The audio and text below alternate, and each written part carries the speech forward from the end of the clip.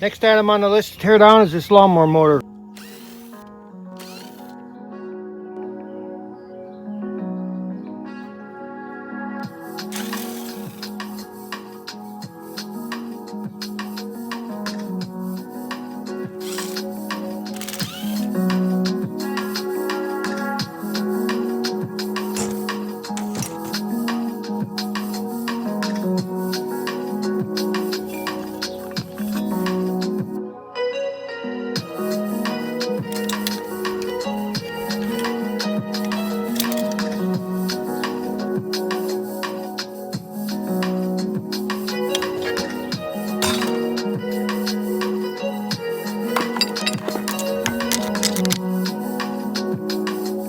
Alright, let's review what we got. 7.5 pounds of steel or 10 pounds of aluminum.